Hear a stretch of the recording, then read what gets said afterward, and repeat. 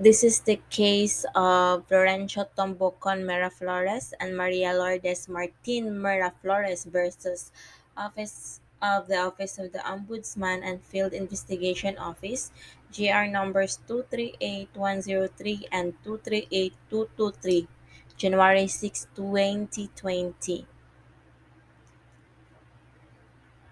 The facts of their case are as follows. The petition for certiorari assails on ground of grave abuse of discretion the following dispositions of Respondent Office of the Ombudsman for violation of Section 7 of Republic Act 3019 in relation to Section 8 of Republic Act 6713 and OMB-V-F-15-00001 for forfeiture of unlawfully acquired properties under Republic Act 1379. A joint resolution dated August 12, 2016, finding probable cause against spouses Florencio Tumbucon Florencio and Maria Lourdes Martin Miraflores or Lourdes, collectively petitioners for 9 counts and 3 counts respectively of violation of Section 7 of RA 1319 in relation to Section 8 of RA 6713 and for forfeiture of unlawfully acquired properties under RA 1379,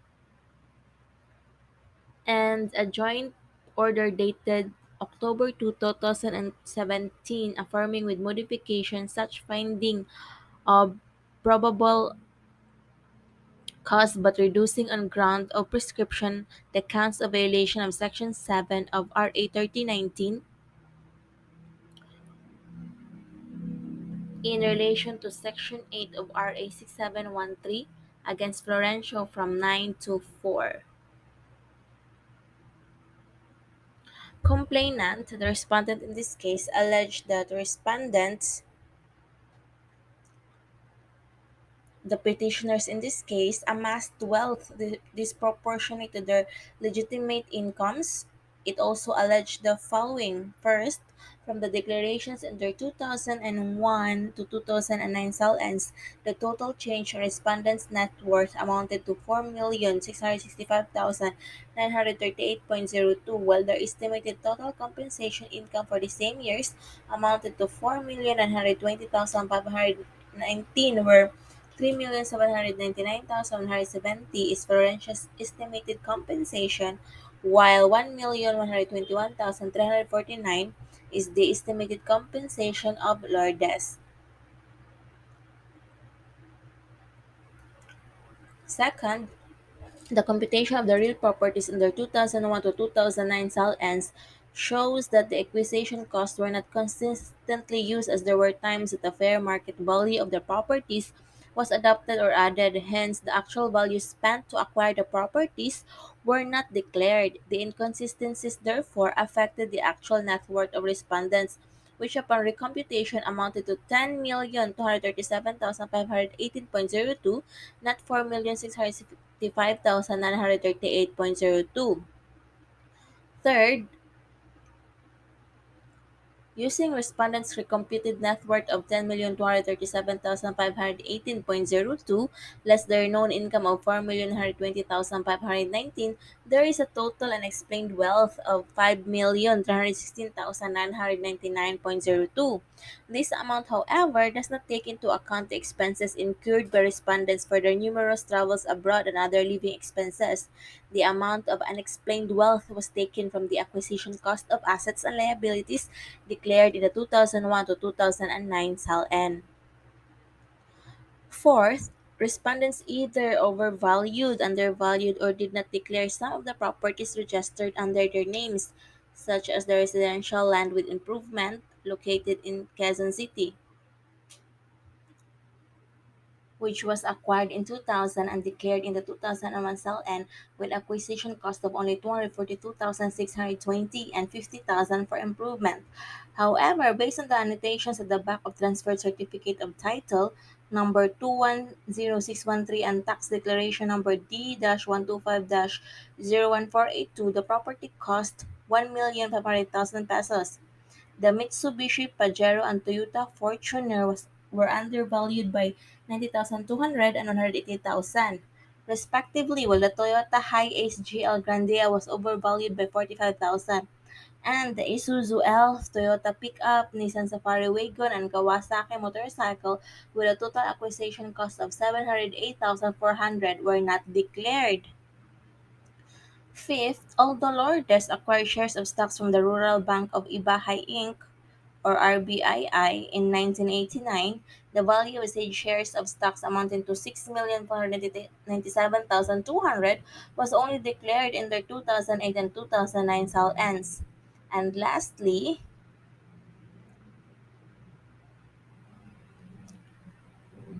the amounts of certain liabilities were either overstated or still declared despite having been fully paid, such as the housing loan and multipurpose loan from the Pag-ibig Fund Iloilo branch and the Ember Salary Loan from the Government Insurance System or GSIS.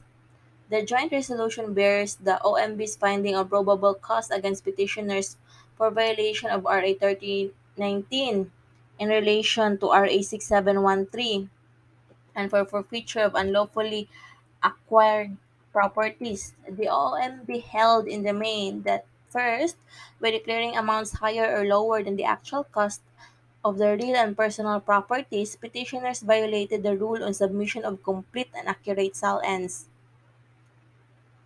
Second, as for the undeclared motor vehicles, petitioners admitted having both the same, albeit they conveniently claimed that they have given these motor vehicles to their longtime employees as accommodation or reward. This is at best self-serving. Third, regarding Lourdes' RBII shareholdings, she held ownership thereof since 1989, and yet she failed to declare their value in her very first 2007 SAL-N. She indicated it only in her subsequent 2008 SAL-N. Fourth, the alleged source for the purchase of petitioner's family home in Quezon City appeared to be dubious. HSBC remittances from Florencio's siblings, no documents were presented to prove Florencio's relationship with the supposed sponsors and the latter's financial capacity. Fifth, the increase in petitioner's net worth was not supported by the reported incomes and compensations. In the subsequent motion for reconsideration, petitioners basically averred that first, the OMB adopted FIO's so-called erroneous and inaccurate recomputation. Petitioners' right to be informed of the charges against them was thereby violated. Second, whatever criminal liability corresponded to their sentence for 2001 to 2009 had already prescribed. Third, they did not acquire any property grossly disproportionate to their salaries. They had in fact conclusively shown that the increase in their net worth may be attributed to their incomes or earnings for the periods these properties were acquired. Fourth, there was no allegation or proof that the entries in their salons were intended to mislead or deceive. Fifth, they had a valid justification for not disclosing or for otherwise misdeclaring some assets in their salons. And lastly, the FIO's mechanical net worth to income discrepancy analysis standing alone cannot support the finding of probable cause against them. So the issues presented in this case are first, did the OMB gravely abused its discretion when it found probable cause against petitioners for violation of Section 8 of RA 3019 in relation to Section 7 of RA 6713, and for forfeiture of unlawfully acquired properties under RA 1379. Second, did the OMB violate petitioners' right to be sufficiently informed of the charges against them? Third, did the OMB violate petitioners' right to speedy disposition of the cases which allegedly got resolved only 8 years after their investigation commenced? And lastly, does the ruling of the Court of Appeals in CAGRSP number 149592 affect the present criminal complaints against petitioners? The Supreme Court ruled that the petition is dismissed and the joint resolution order is affirmed. On the first issue, whether the OMB gravely abused its discretion when it found probable cause against petitioners for violation of Section 8 of RA 1319 in relation to Section 7 of RA 6713 and for forfeiture of unlawfully acquired properties under RA 1379. The court affirms the OMB's finding of probable cause. Consider 1. Petitioners have not denied that they did not fail to declare in their SALNs for 2001 and 2009 the following motor vehicles: Isuzu Elf, Nissan Safari Wagon, Mazda Pickup, and Kawasaki motorcycle. They in fact admitted having purchased these vehicles in their own name and using their own money. They claim, however, that they no longer own these vehicles because they already conveyed them gratis et amore to their valued employees as reward for their long years of loyal service to their family. In this regard, petitioners submitted to the OMB the letters acknowledging receipt of the vehicles by these alleged beneficiaries. We agree with the OMB that these documents, as worded, do not alter the fact that those petitioners themselves hold both the vehicles in their own name and with their own funds. They have not even shown that these vehicles are no longer registered in their names after they allegedly conveyed them in favor of the so-called beneficiaries. Consequently, there is merit to the finding of the OMB that these affidavits, standing alone, do not negate, nay, justify petitioners' failure to declare them and their SALNs for 2001 to 2009. At any rate, whether these affidavits reflect the truth is a question of fact which the court, not being a trier of facts, cannot take cognizance of. 2. Under Section 7 of RA 3019, every public officer is directed to file a true, detailed, and sworn statement of assets and liabilities, including, among others, a statement of the amounts and sources of his or her income and or earnings.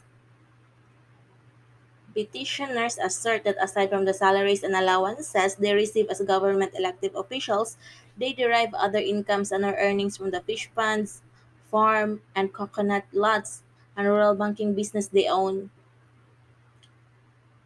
The record speaks for itself. Petitioner SLNs for 2001 to 2009 are totally devoid of any single entry supposedly representing additional income or earnings derived from the petitioner's aforesaid assets.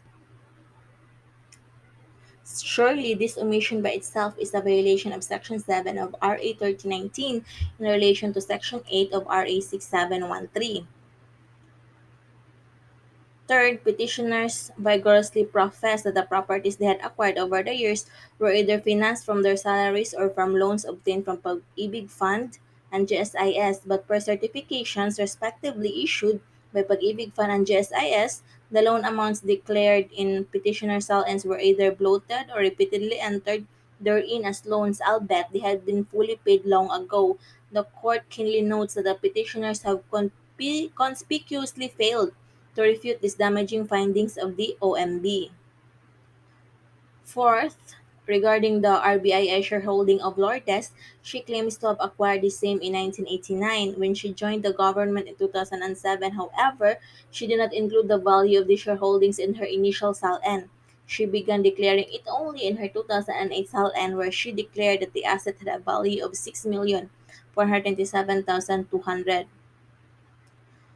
On the second issue, whether or not the OMB violate petitioners' right to be sufficiently informed of the charges against them, the court held that on petitioners' right to be sufficiently informed of the charges against them, the record once more speaks for itself. Petitioners had not once but twice responded to FIO's charges through their 16-page joint counter affidavit, 17-page joint position paper, and their 2-inch thick documents as attachments. This submission certainly could not have come from parties who did not sufficiently understand the charges hurled against them. On the third issue, whether or not the OMB violate petitioners' right to speedy disposition of the cases, which allegedly got resolved only 8 years after the investigation commenced, the Supreme Court held that petitioners too harp on the OMB's purported 8-year delay in disposing of the cases against them. This issue is being raised for the first time here and now. Petitioners never raised it in all the 8 years the proceedings below pended.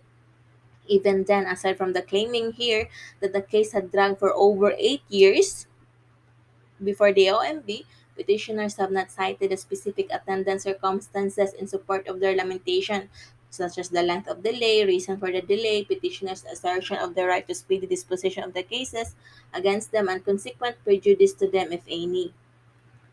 On the last issue, whether or not the ruling of the Court of Appeals in CA-GR SP number 149592 affect the present criminal complaints against petitioners, The Supreme Court held that in another vein, while indeed the CE had cleared petitioners of any administrative liability for serious dishonesty and grave misconduct based on the same acts for which they are criminally charged, the same does not affect the finding of probable cause against them here. For one, there is no showing that the decision of the CA is final and executory. For another, although the criminal cases involve the same acts or omissions complained of in the administrative cases, petitioner's absolution in the latter does not bar their prosecution in the former and vice versa.